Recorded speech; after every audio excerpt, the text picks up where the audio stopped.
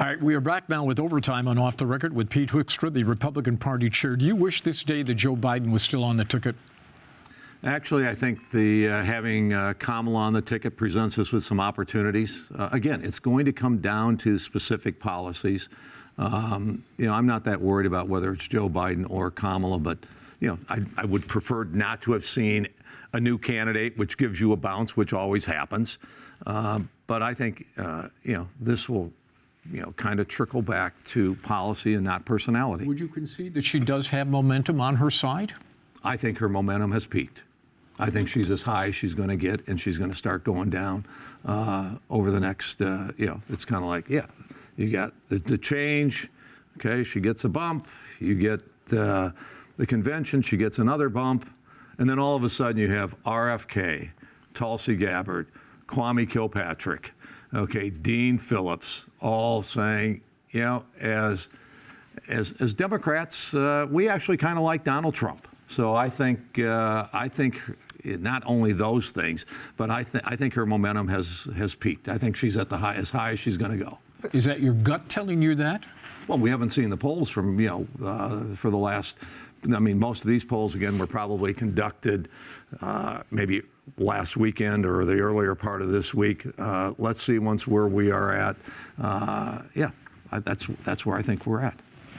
So obviously you're anticipating that your candidate's going to win the election, but what, as the Michigan Republican Party, what sort of apparatus, if any, are you preparing to challenge election results or look at post-election maneuvering?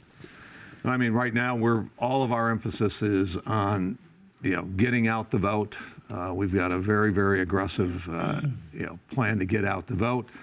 Election integrity. We've obviously challenged the city of Detroit when the requirement is kind of like, okay, if you hire a poll worker that's a Democrat, you hire one that is a Republican, and they kind of go up in parallel. But in Detroit, they went 1, 2, 3, 4, 5, 6, 7 Democrats, 1 Republican, 1, 2, 3, 4, 5, 6, 7 Democrats, 1 Republican. We challenge that in court. It's against the law. So we're focused on those issues. We still have 53 out of 83 counties where we have. Think about this, okay? We have more registered voters than eligible voters. But that's rather common, is it not? People move away, they forget to change their voter registration. Sure. But then put in place a process. Our goal and objective should be, them at parallel. We shouldn't be, because that is the stuff that causes people to lose confidence in the election process. Because we also, in the last cycle, in certain places, we had more voters, I believe, who cast votes than eligible voters in certain specific areas. Mr. Trump lost in Michigan by more than 150,000 votes, and you think that and he said that it was rigged. You think that it's people asking. I said that. You're saying that people think that the registration issue is the thing that makes people lose confidence, not when somebody loses by 150 and says that it's rigged? Yeah. I love, I didn't say that. I said these are the combination of factors, okay? Because that's the other thing that makes people lose confidence in terms of just the process when the media tries and twists words, okay? And, the great thing here is, and Tim and I have been doing this a long time. Speak for yourself. Yeah. And, we are engaging. We will have these discussions, and we will answer those types of questions, or in certain cases, not answer them quite as directly as what you might want. Do you think Jocelyn Benson will run an honest election? I sure hope so. Okay, I wasn't here in 2020 when she was when she ran. Do you have confidence in her that she's got her act together, that this will be a clean and up straight election? I will watch this, and that's why we've been in court multiple times going after some of these issues, and let's see exactly how she responds. But we're doing everything to work with Jocelyn Benson, pointing out the areas where we think there are weaknesses that can be addressed before November to ensure that we have an election. Have you seen her list? Of what? Her list of the stuff that she needs to get on to make sure it's a fair election. Well, we've sent her a list. And obviously we've gone into the courts a number of times to implement that list. Yes. So you talk about that at the county convention last weekend, and please correct me if I'm using the wrong terminology here, but the state convention. The state convention. But My point being that, a number of the so-called false electors were again selected to be electors at the county convention. Among them, Michon Maddock. Like, what kind of message does that send when you talk about wanting to make sure honest and fair elections happen, but you're also then re-elevating individuals facing over a dozen felony charges apiece for potential election Let them run through the interference? courts and let's see whether they're actually convicted of anything. Okay? And it's an open process. They were elected by their peers at the state convention to be electors. Okay? Days before the convention, Michon Maddock used a homophobic slur on Twitter to describe a picture of Democrats at the Democratic National Convention that included Dave Coulter, the Oakland County executive, and State Rep Jason Morgan. Do you condemn that? I have no idea what she said. I haven't seen it. Michon or whoever makes comments, they're responsible for their own comments. But that's not who we are as a political party. We're an open party, I wouldn't want to see that type of behavior or whatever. I'm not familiar with the quote or anything like that. So. What kind of treatment do you think Ron Weiser got at your convention? Ron, Ron is a friend of mine. Ron has done a tremendous amount of good work for the Republican Party, and I appreciate everything he's done. But at the end of the day, I beat a 26-year incumbent. Okay, when I first ran for Congress, Guy Vanderjack was a good congressman and all of those types of things. At the end of the day, I thought it was time for a change. So did the voters of my district, and they got change. And Ron has done so much for the party, but at the end of the day, he has to run a winning campaign and earn the trust for an additional nomination. In your heart, you felt sorry for him, didn't you? Why Why are you pausing? It's because I don't feel sorry for Ron, because Ron doesn't feel sorry for himself, and he's not looking for sympathy. This party this year would not be where it is in what we've gotten done in the last 5 months in terms of financially and all of those types of things. Ron stood with me to make those calls to donors to say we need a state party to do what a state party does for elections. And basically in 5 months, we have been able to do not everything that a party would normally have done. We haven't recovered all of those 14 months we've lost, but we've recovered a tremendous amount of that time. And it would not have happened without Ron Weiser. Do I feel? No, I respect Ron Weiser for what he has done for the state, serving as a regent for the U of M board, serving as an ambassador for this country, and what he has done for the Republican Party. Am I disappointed? Yes. Do I feel? No. You've been in the social conservative movement for decades. Did you ever think there'd be a time when you'd see a Republican presidential candidate vow to veto a national abortion ban? We're coming out of this whole thing where we are taking a look at a post Roe versus Wade world. Okay. Right. And some of these I've learned often enough.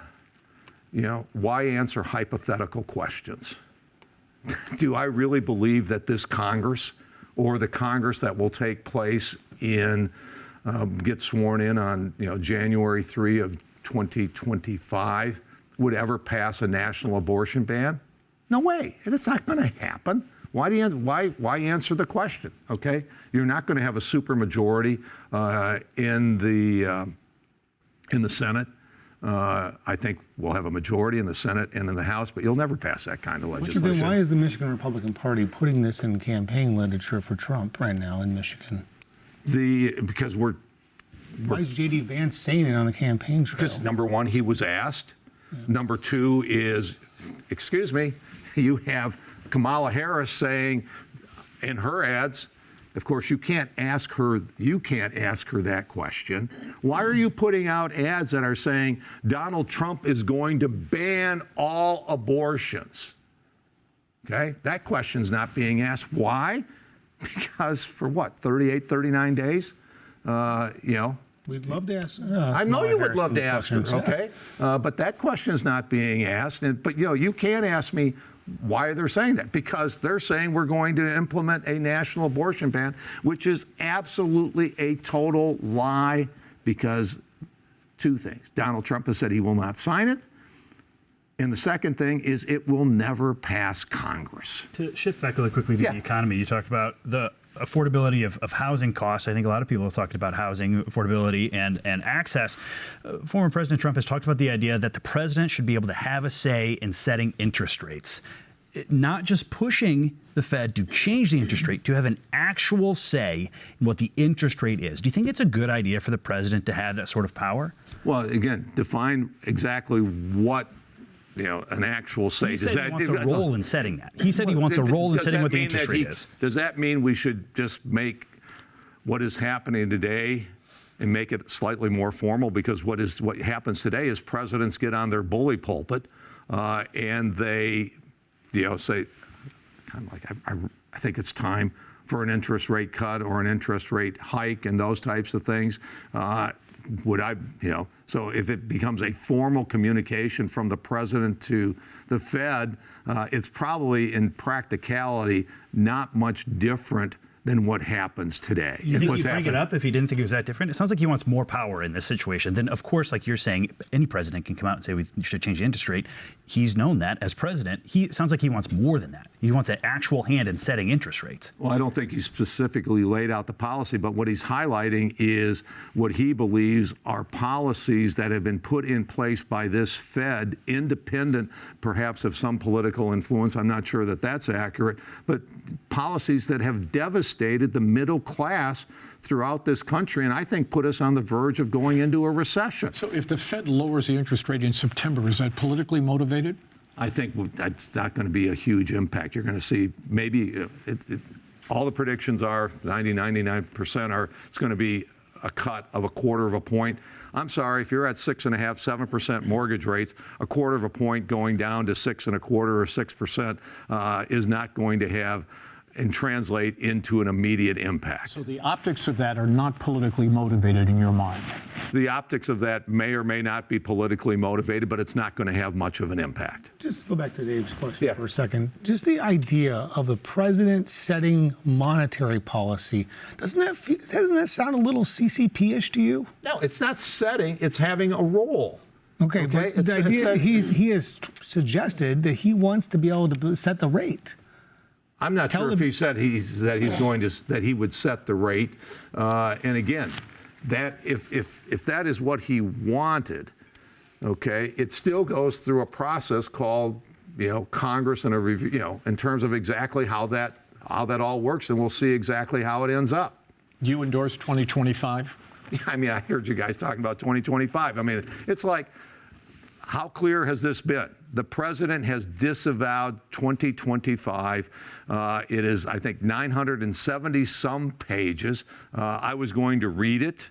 And it's kind of like, I'm not going to read this. And so it is a platform that's interesting, but the president has made it clear, and I've worked for this president, on all these policy positions.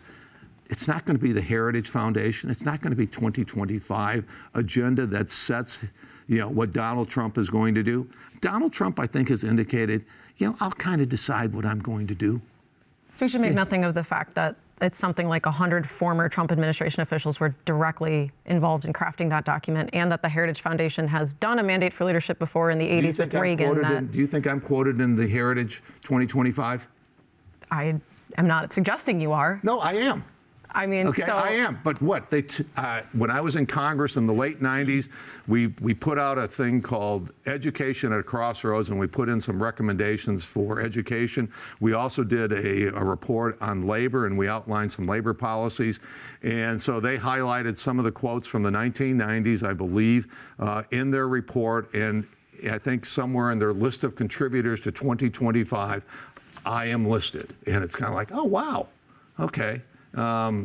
But so 100 former Trump people get involved in that. Doesn't mean that is the policy of Donald Trump.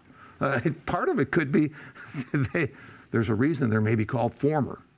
Mr. Chairman, Okay. you having fun? I am having fun.